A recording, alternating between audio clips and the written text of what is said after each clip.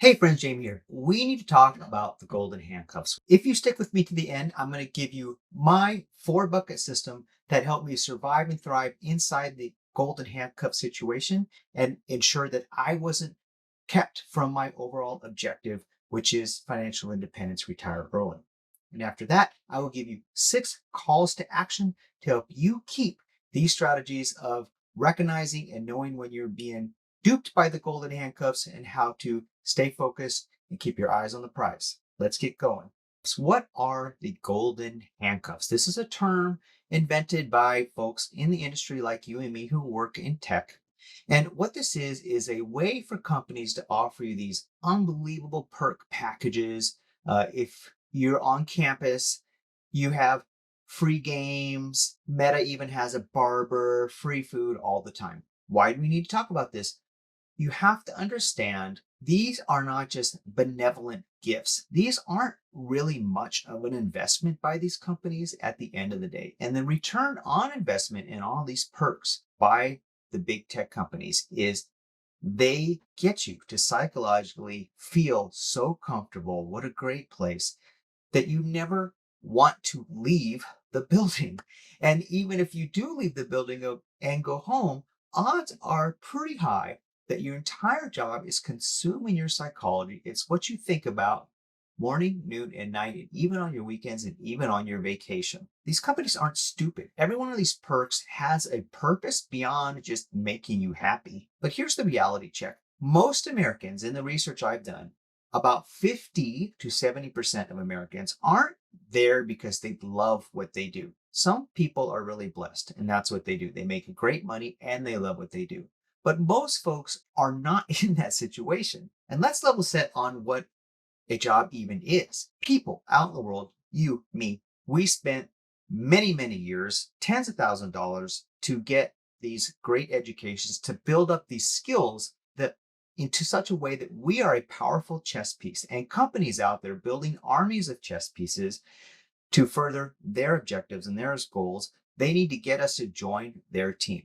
Great.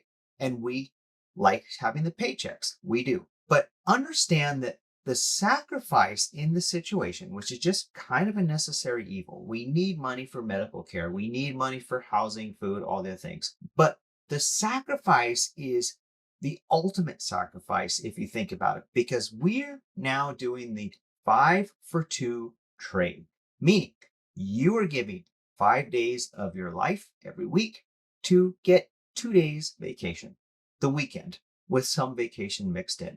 Now, that is no small ask. If you got arrested for some crime and you didn't even know what the charge is, and the judge put you in the courtroom in your orange jumpsuit and your shackles and said, you're guilty, 5 days of your life with only 2 days break every week is your sentence for the rest of your life, you would be in tears. You'd be like, that is my life, gone, taken.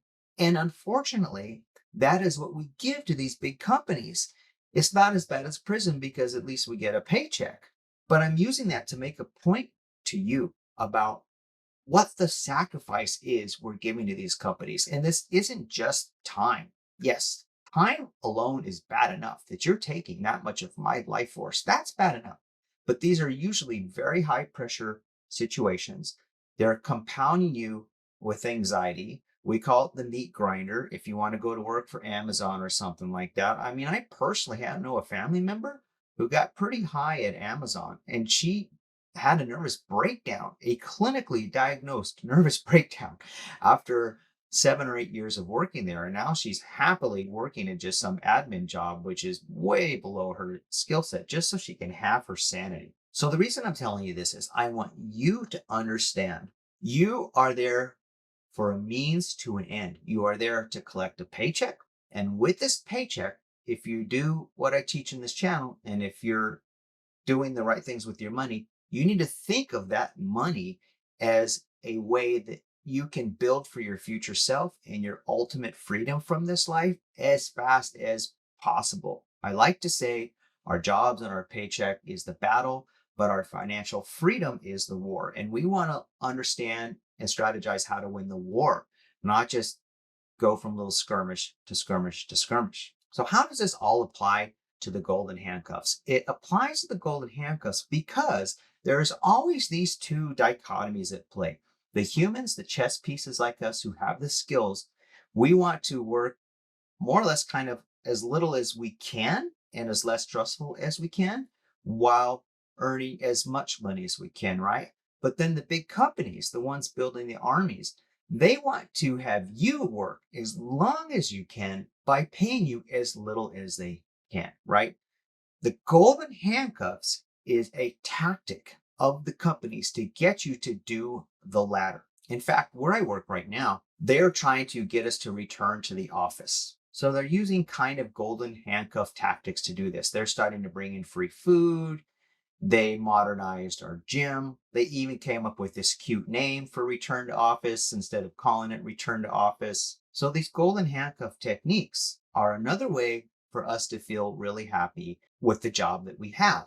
They're also piling on cute little awards, cute little employee of the month things, recognizing employee for 5, 10, 15, 20 years of service, et cetera, et cetera, et cetera. These do create some job satisfaction. But for those of us who are grizzled veterans in the industry, we're kind of nodding and eye rolling because we know what they're doing. They're just trying to make us feel better about working there with not really doing us the big favor, which is pay us more money. Pay us why we want to be here. We want to be here to make as much as we can, to work as little as we can. This situation has to be a business arrangement because that's what it is. I am giving you no small sacrifice. I am giving you my life force. You're paying me. Let's just be honest. That's what this is. And I would caution you to not be duped when you see companies do these techniques to get you to kind of want to stay there and work there forever. Because here's the unintended consequences of people who really go all in with the golden handcuffs. They drink the Kool-Aid, as we say. Their job just consumes them. They likely are to have more anxiety.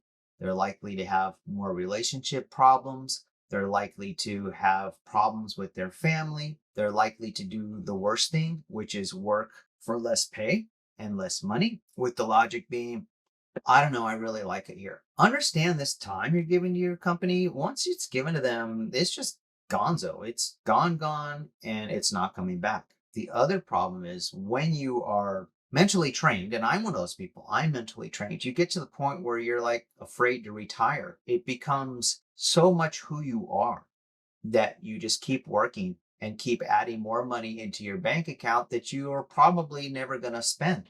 Or at my company, it used to be that if you were very structured and very pragmatic and very intelligent about your goal completion approach, that you could reach all tiers and get your maximum goal money. And that's a really nice big percentage of our check. I pulled that off for 7 years. I was able to get the maximum goal payout 7 years in a row. Some of my colleagues couldn't do it, but I always was able to do it. Now they changed it to make it simpler for us.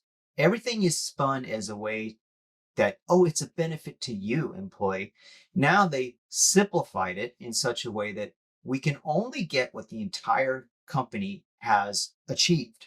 And that could be not very great. So they took away the old way. So right off the bat, I'm getting a big cut in pay because now I cannot get my maximum goal structure. Like, this is significant for me. This is money that I was going to put in my future self or maybe invest.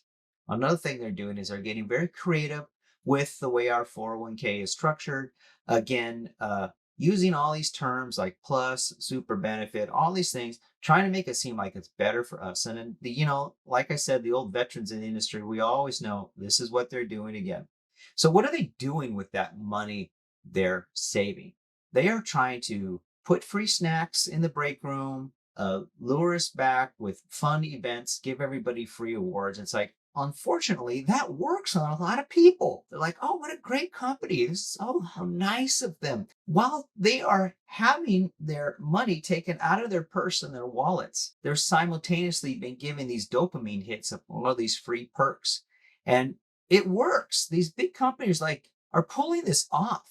So my recommendation to you, my friends, on this channel is the perks are nice. We should be happy to be employed because the alternative is a lot worse. But if you are employed, if you have put in the work, you've put in tens, maybe decades of years in training and self-improvement in yourself, and you're giving them 5 days of every 2 days of the week of your life force, it is not selfish of you at all to treat this as a business arrangement and not drink the Kool-Aid and say, hey, great, you're doing great things for me. I'm also doing great things for you. And I want to keep this business-like. I want you to pay me as much as you can, and I will give you the appropriate contribution. I agree to it, but nothing more. And this isn't quiet quitting or anything like that. This is slipping out of the golden handcuffs, not drinking the Kool-Aid, and recognizing your skill and this business arrangement for what it is. And don't be victim of the psychological tricks companies use to want to get you in there. I want you, please remember, this is a business arrangement. Your job is simply a battle. The war is your large financial nest egg, hopefully $1 million or more, that lays for you golden eggs to support your life once you're done with your meat grinder tech job. Okay. That is the objective, not love your job.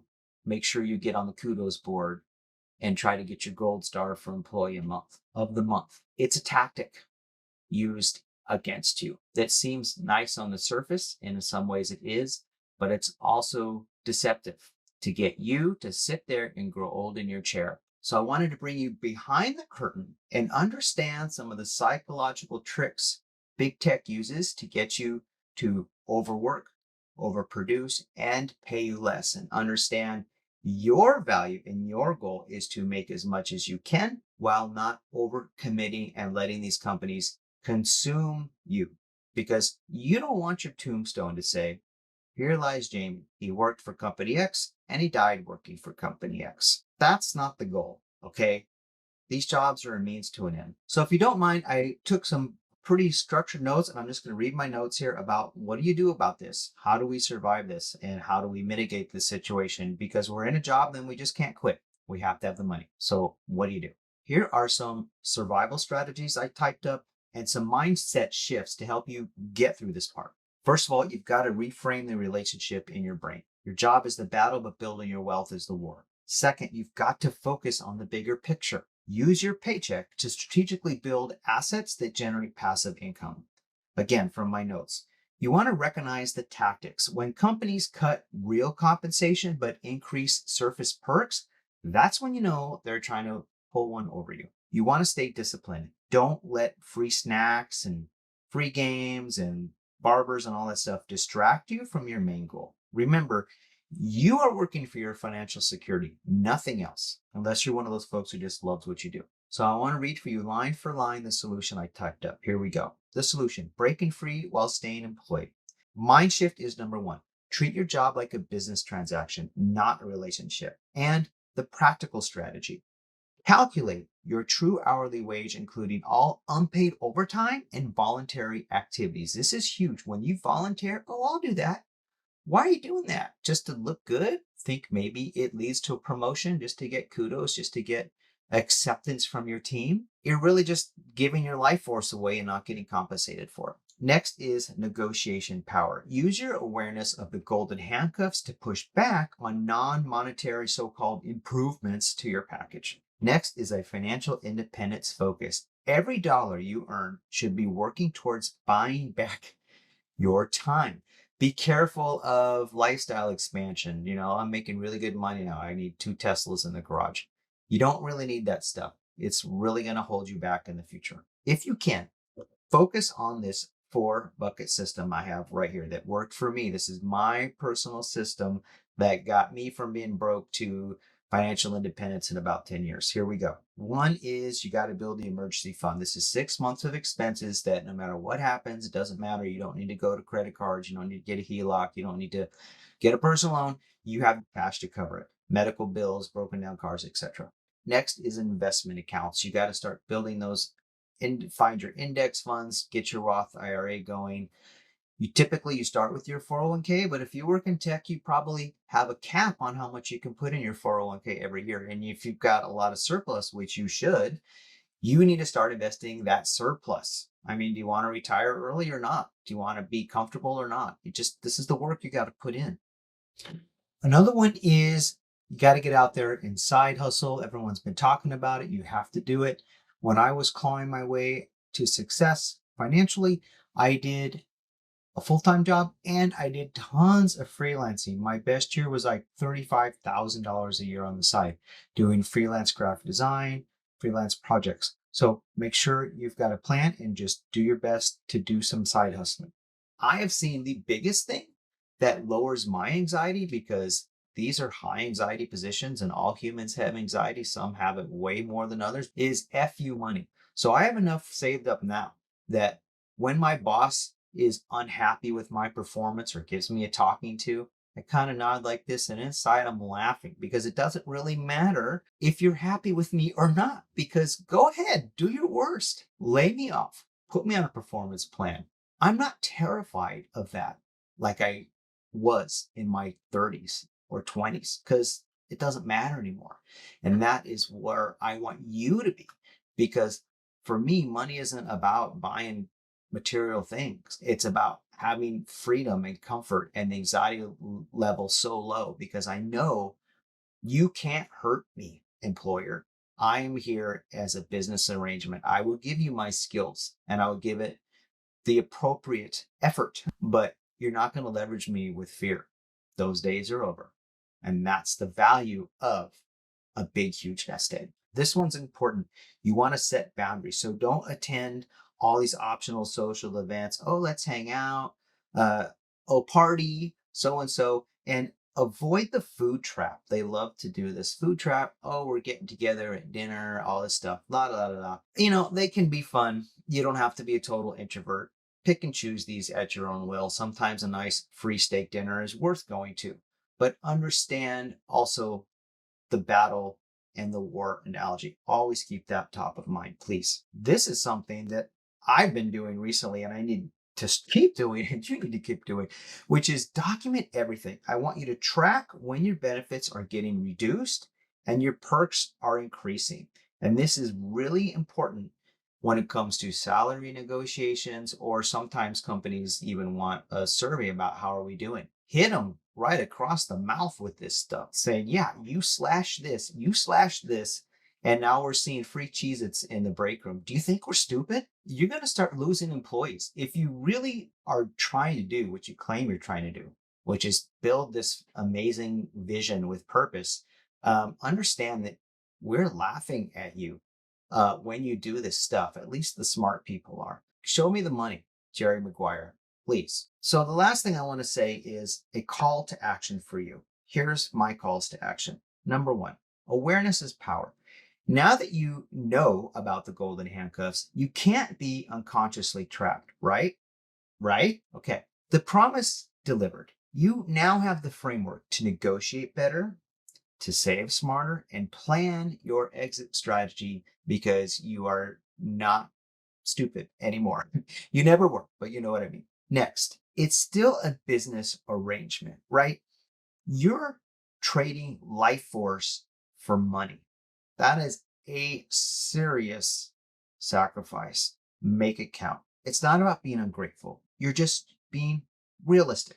You also have to try to take control. I want you to use this knowledge to make conscious decisions about your career and your priorities. This is key, because when you're duped by all the golden handcuffs stuff, you may not be updating your resume, you not be trying anything out there, you might not be looking at other job opportunities, you may not be side hustling because of your mindset. I love my company, I don't need to do anything else, they take care of me. So if you found this useful, I'm going to make another video shortly after this showing you exactly step by step how I saved my first $100,000 in tech. And, you know, spoiler, it doesn't really take that long if you kind of know what you're doing. Thanks, folks. If you found this valuable, please hit the like and subscribe and watch for more videos just like this. And I'll see you soon. Jamie out.